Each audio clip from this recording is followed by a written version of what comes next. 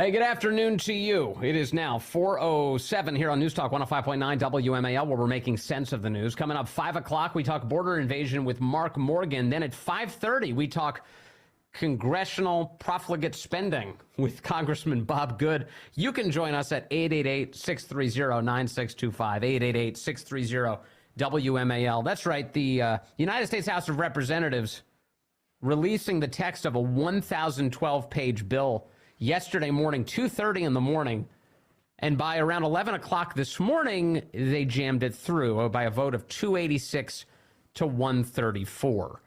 There are genuine conservative Republicans who are upset over this, who have been fighting back against it, but didn't have the numbers to stop it. Here for some assessment of what the heck is going on in Congress, I welcome Adam Brandon. He's the president of FreedomWorks, and he joins us now. Adam, good to have you back with us, sir. Thank you very much. Well, thanks for having me. I think I told your producer after the news cycle we just got through, this is why God invented the weekend in bourbon. My goodness, what a news week. I plan on using up both for sure. So with the weekend and bourbon. So we've got $1.2 trillion in spending. They're not hiding their contempt for the public here. This legislation is supposed to at least get 72 hours of consideration. In fact, all of the spending bills are supposed to be considered in isolation, but here we go yet again, a big omnibus package, barely any time to look at it. Wasn't this the whole reason that speaker's fight was held in the beginning, to set some rules for the road? And now we're on our second speaker, and things haven't seemed to change too much. And that's right. And like the big news of the day, Marjorie Taylor Greene dropping that motion to vacate. People need to realize the Republican majority is now 2. And Mike Gallagher announced today that he's just leaving. So if Marjorie Taylor Greene gets one more vote, Speaker Johnson's gone. That could happen as soon as April 8th when they get back into session. It'll probably happen a few days after that. Mm-hmm. And then there's going to be 3, one in Ohio, one in New York, and one in California, special elections. It is completely possible we're talking about Speaker Jeffries by the end of, by May. That's what's insane to me. Yeah, well, I don't know. I mean, there's part of it, though, is people look at this and go, what would be different? What would be different? I mean, what kind of big concessions did the Republicans actually achieve here? Because if you look down the list of all of the spending priorities, it does seem like Democrats got basically everything they wanted. Well, a congressman reached out to me today to wanted to know if we're key voting something, and I said, frankly, we may even suspend our key votes for this Congress. It's been such an abject failure. I can't really, what really gets me as I was thinking back on this, within 2 days they got a bill for TikTok, but it's 3-4 years since this border crisis really has been a problem, and we still can't get a bill done there. It's a head scratcher. Now, look, the good news, we have an election coming up. That's a chance for parties to get another chance to figure out what they're for. But my disappointment with the House GOP is, let's just say it's an understatement to say I'm underwhelmed right now. Again, this $1 trillion deal, do you realize every 104 days, we add $1 trillion to our national debt? Like, we've got a crisis here, folks. And you can literally say the House is on fire and it's not getting its job done. Well, sure. And now the debt is, over $34.5 trillion. And with debt service payments are now almost on parity with the amount we spend in total on the U.S. military each year. Actually, if you look back, in the last 365 days, we've spent more on interest than on the military. So there you go. So we're spending even more. There. Yeah, we're spending even more. And the effect of that is felt in the cost of everything, isn't it? We're paying higher prices on everything because of this government spending. This is what I'm so frustrated about right now with the House GOP. I was on the Hill yesterday. I met with a few congressmen, and I was showing them, guys, America has an affordability crisis. Talk about it. Legislate on it. Get ahead of it. Young Americans, millennial Americans want you to deal with the entitlement crisis. All Americans want you to deal with, getting the spending down so you can start getting these interest rates down a little bit. The reason our interest rates are high is you're just Joe citizen in the suburbs. When you go to buy a car and finance that car, when you go to buy a house to finance that house, you're now competing with the federal government. paying 4 or 5%. That means you're going to be paying 6, 7%. You're going to be paying a higher premium. And I think the American voter truly understands that higher spending equals higher interest rates. And Republicans are losing a huge opportunity here. The people are with them and cutting spending. Come on, guys, do it. Yeah, but it does seem like, you know, you look at the votes here, was it 286 to 134 today? It was 101 Republicans who voted to back the bill. And, you know, that you wonder, okay, how many of these guys are actually going to stick up for us? How many of them are actually going to, in the end, when it comes to actually casting the votes, how many are actually going to do it? And it's disheartening, Adam. You know, it's very frustrating to watch this happen. Last week, I think the Republicans had their congressional retreat. Yeah. I think only half bothered to show up. And someone who was there said that, like, of those people who showed up, a bunch were in the morning sessions, but the afternoon was totally dominated by golf and complaining. So, man, we got a problem here. Look, for the election coming up, Republicans are really lucky that the Senate map is very much in their favor, because the House is increasingly looking like it was going to be an uphill slog. But stuff like this and going back on agreements that you promised you were going to have the bill out for 72 hours before you vote on it. You know, ripping agreements up like that means it's going to be harder to keep the House. These moves do not make it easier. But again, the Senate's probably where you're going to get your salvation. So the calculus seems to have been that, well, we can't let the government get into a partial shutdown. That's what would have apparently occurred this weekend if they didn't come up with a spending package. We can't let that happen. It's catastrophic. It's bad politically. Is it bad politically in your view? From my perspective, it seems like if anybody remembers this in November, it's probably the people who are happy that you actually fought for something. I think there's actually some logic to that. I think the problem is if you have a shutdown but then don't do anything, then that would be negative politically. But if you do a shutdown and you actually start to deliver on some things, like you start trimming some spending, I want to see this debt and deficit commission come together. There's other things I'd like to see. I mean, geez, let's just talk about the border. Get something done there. Yes. Just something. Well, especially because this was about DHS funding. I mean, this was the big DHS funding package. Here's your chance. The power of the purse. They always tell us this. Even Speaker Johnson said that so many times. We've got the power of the purse. Well, then why didn't you use it? Why did you just give a blank check once again to the agency that's betraying us? I just think a shutdown, if you were close to getting some stuff done. I mean, I look at the children's cartoon where you have Lucy and the football and she pulls the football away. I mean, man, am I starting to feel like Lucy's pulling the football from me on this one, where you hear all of this and then it's like, we're just going to kick this can down the road a little bit. I mean, at this point, geez, just do a continuing resolution for the year. At least it would give us a 1% cut. My expectations are pretty low. I wish I could just write it all off, but it's really serious. Like, we need Congress to function. We need the GOP to stand for something, and I think they need to stand for, let's get at least some progress going on some of these bigger issues like spending. Yeah, I thought for a moment yesterday, foolishly, that maybe the video of foreign nationals invading our country in El Paso, Texas, might shake some of these guys out of their slumber, but nothing really changed, did it? I just think, again, when you talk about a group of Republicans that go there and half of them don't even bother to show up to their own retreat, it just shows how they're kind of in dysfunction. Now, the good news is that dysfunction won't last. You can't continue on this way.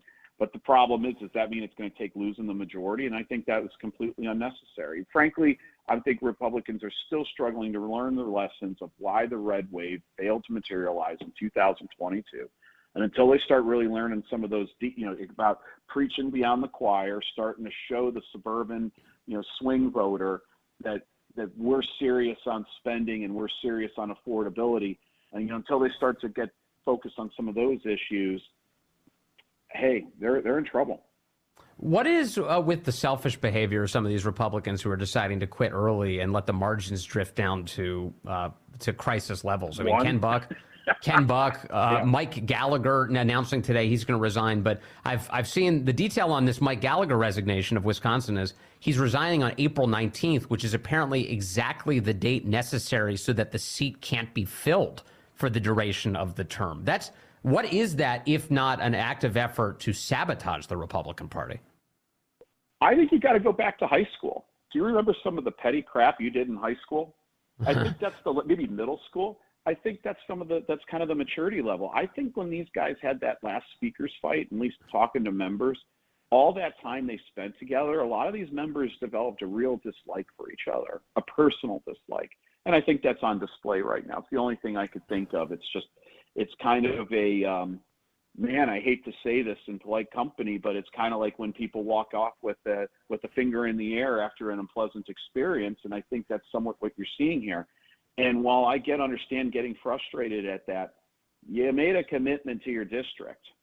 You got to finish the stuff out. And as dysfunctional as things are, let's finish the job here. I just hope there aren't more people who walk away. Totally. And it's a betrayal to the people of America. It's whatever your personal feelings are, the effect of your decisions are much more far reaching than your personal grievances against Marjorie Taylor Greene and Matt Gaetz. Now that you say that, I remember I took a job because I desperately needed one because, I needed to feed myself. So I took a job that I hated, and every day I dreaded going to that job. And I told myself, though, my father, some of the lesson my dad gave me, it was, if someone is going to pay you and take the time to hire you, see it through. He's like, it's your duty to give them at least 1 year, even if you don't like it, because you know what, they're paying you, and that means I could pay rent, and that means I could, to get health care. Yeah. So, okay, I had to tough it out. And you know what, after 1 year, I hit my 365-day, and I started looking for a job, and I was out of there a few weeks later. But I feel like I gave my employer, who took the time to hire me, I feel like I was responsible to them because, you know what, I needed the job. I hated the job, but I needed the job. Totally. And I think for these folks, even if they don't need the job economically, your country, they need your best effort. Even if it's a mess, you still need to show up and put in your full measure of effort. Totally. And I, by the way, I had the same life experience, but not in sports. I remember my dad telling me I was riding the bench junior year in football, and I was like, I'm gonna do this. I'm gonna stick it out. It was just the way I was raised. I'm gonna stay here, even if it's on the bench all year. That's where I was. I was on the bench all year. I had good news in senior year. I started at defensive end, so it was better then. But I wrote it out. Happen if you stick in the game. I wrote it out, brother. Things happen when you quit. When you quit, it's guaranteed to fail, right? That's exactly right. All right, Adam Brandon over at FreedomWorks. Thank you, sir. As always, really appreciate your time today. Thank you. All right, let's go to the phones. Alan calling in, line 2 in Gambrels. Alan, good afternoon. You are on the Vince Coglianese Show. Hello, sir.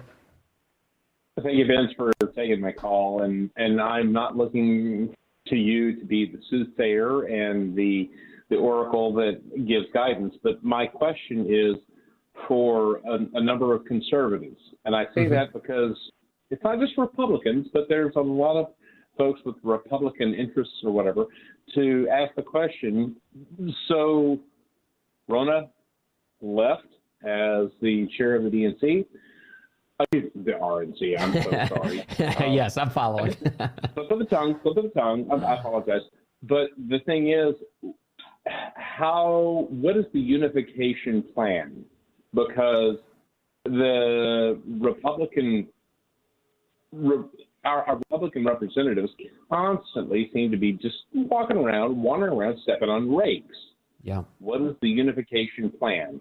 And that is what is, I hate to say it's so painfully lacking between the RNC, the Senate side, the House side. There is no unification plan.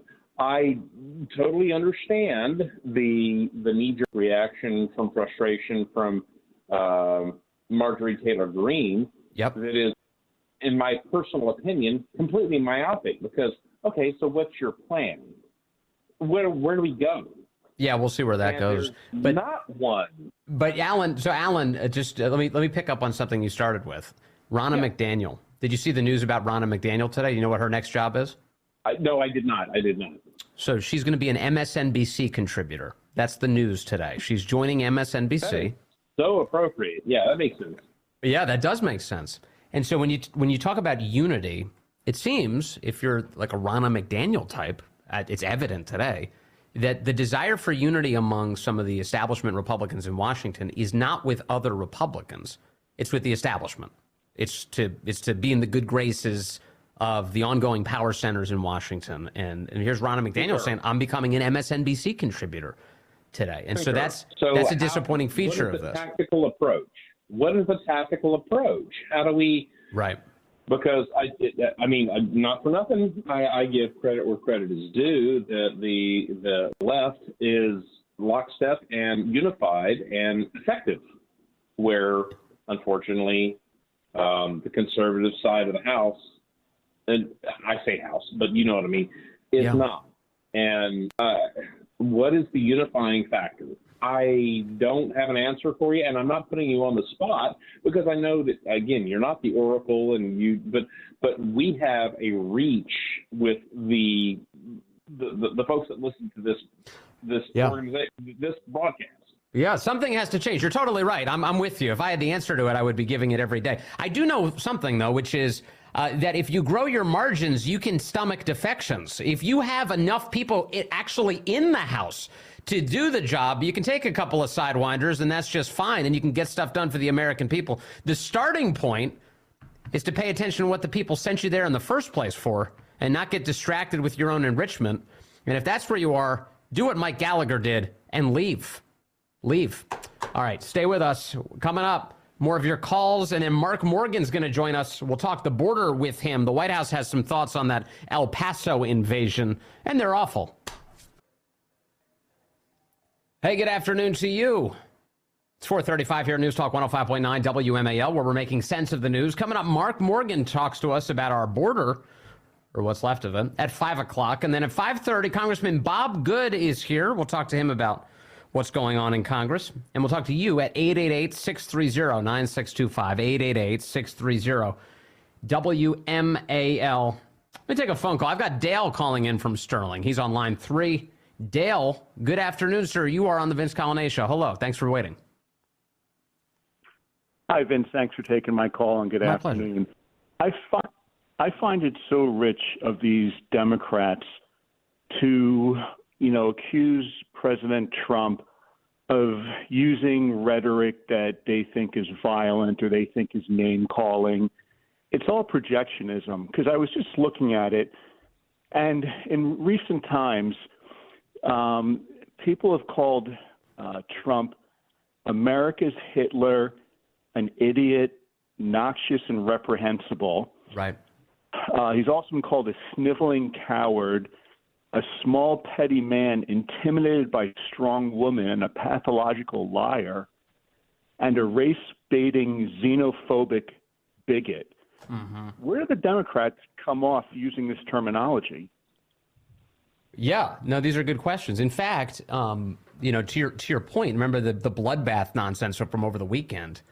If Trump was such a prolific user of violent language, the examples would be readily available. You'd be like, oh, look at him. There he is again, saying something horrific, encouraging violence.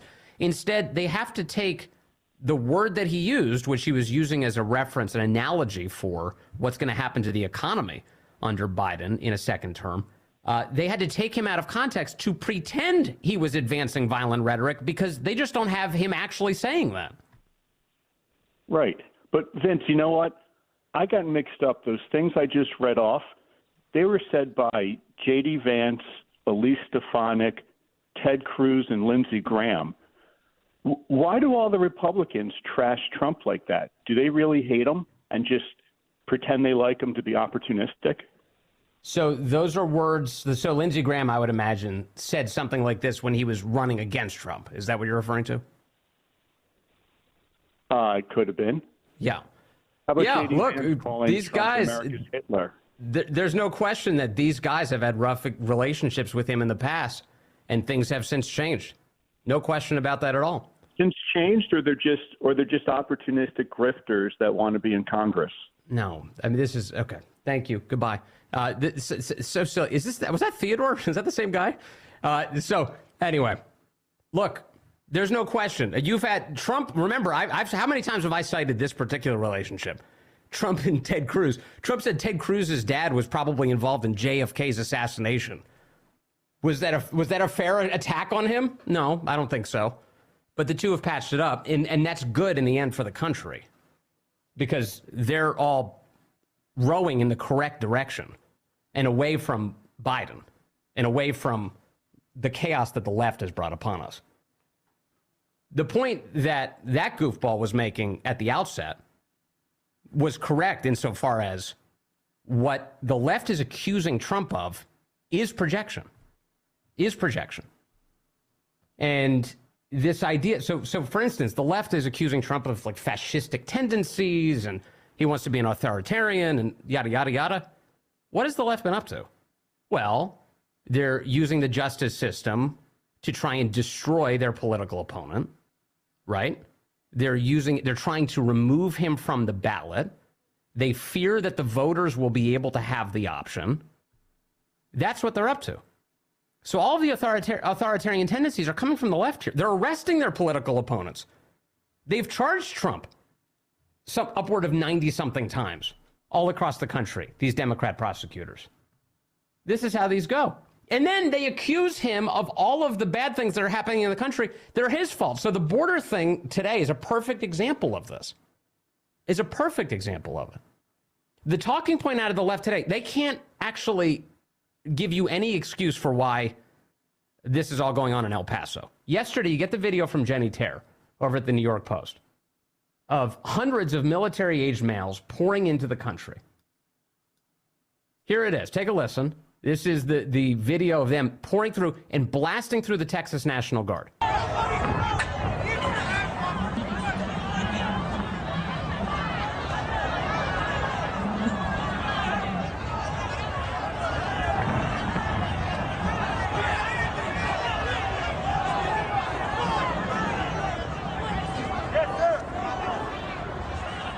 All right, and so they go on, and you hear the guy, eventually you hear the Texas National Guardsman yelling, "Get the F back, get the F back." Today, the talking point is, oh, this isn't our fault, this is Trump's fault.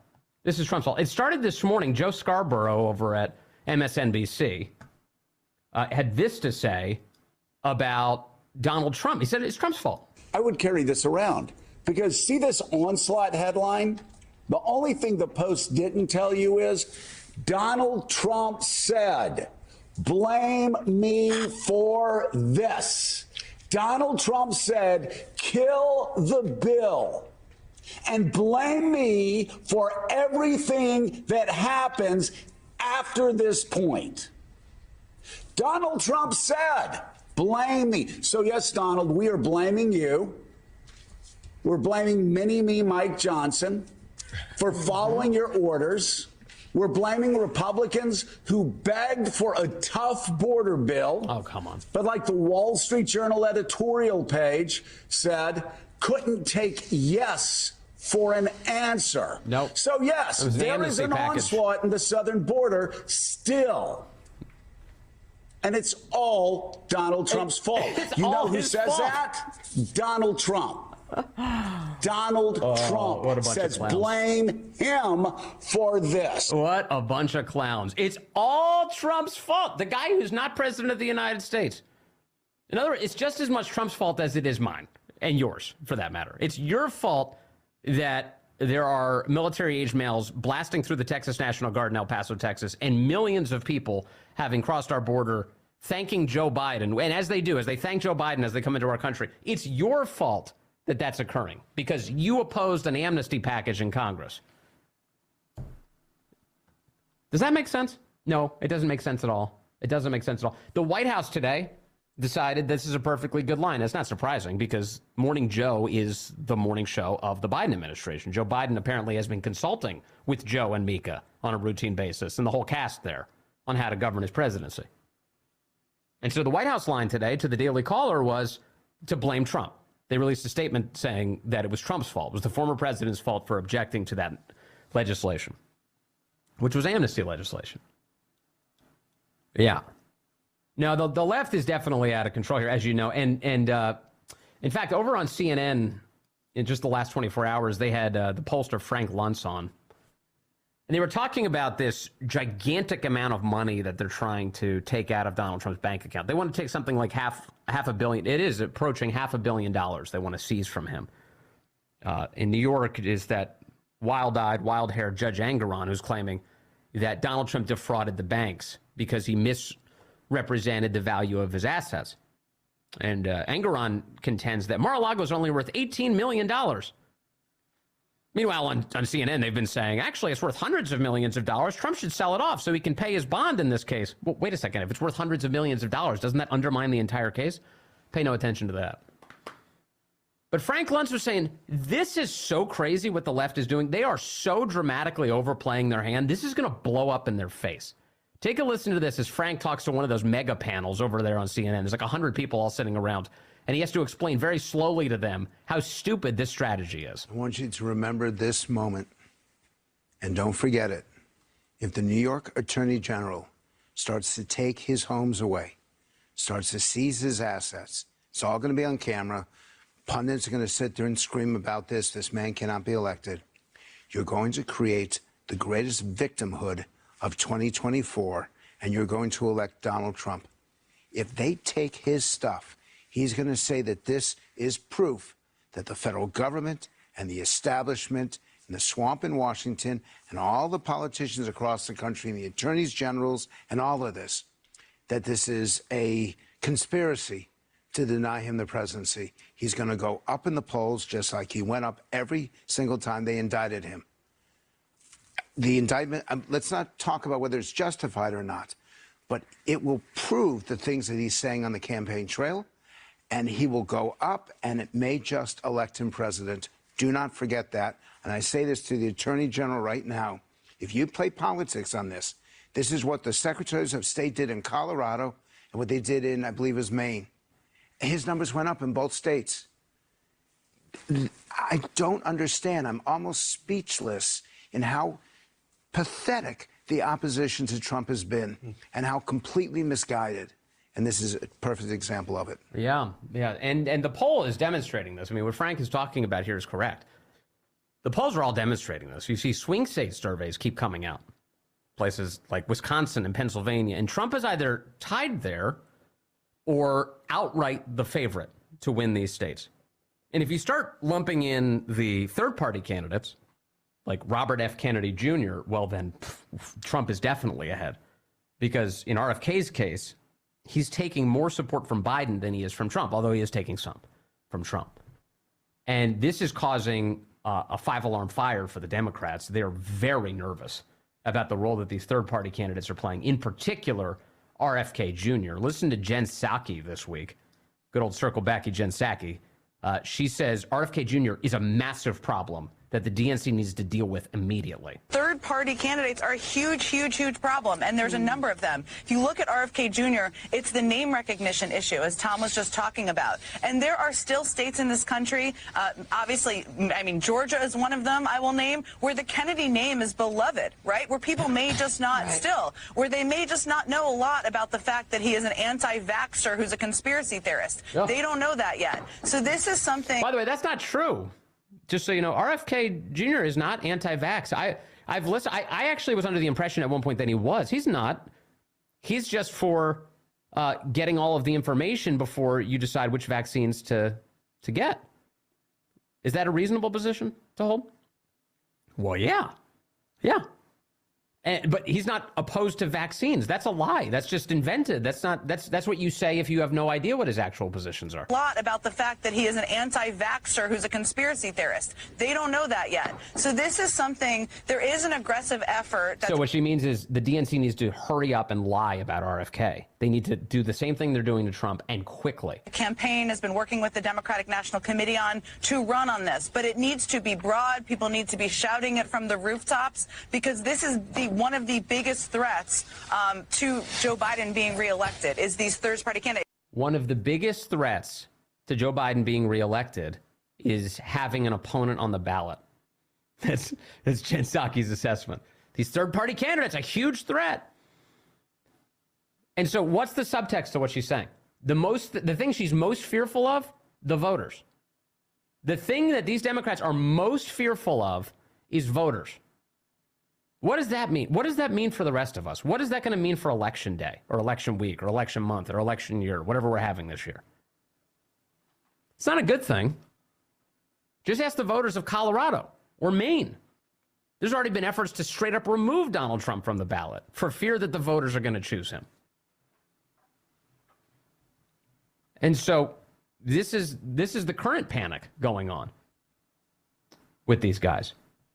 over on CNN as well, a guy called Harry Enton, whose name is amusing to me, says there are declines in support for Biden all across the country, and this is a huge problem. The voters are not with him, especially voters of color are fleeing this guy. So let's break this down by race, right? Let's look at voters of color, look at white voters. And what we see here is back in 2020, according to the exit poll, Joe Biden won voters of color in Michigan by 62 points. Look at that advantage today. It has been sliced by a third. Only 21 points. That's Joe Biden's lead over Donald Trump among voters of color. Among white voters, Donald Trump has gained a little bit of steam as well. It was 11 points in 2020. His margin over Joe Biden right now is 16 points. But this decline in support for Joe Biden among voters of color in Michigan is something we've been seeing in state after state after state and nationally as well, where he's got some big problems. This is a historic low amount of support for a Democratic presidential candidate among voters of color, and it seems to be happening across the board. Kate. Historic low of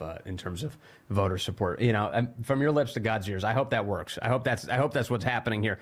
Certainly, the voter shift is a big deal. And once again, I'm going to keep saying it up until Election Day. If you are going to get this guy out of office, Joe Biden, you've got to overwhelm the election.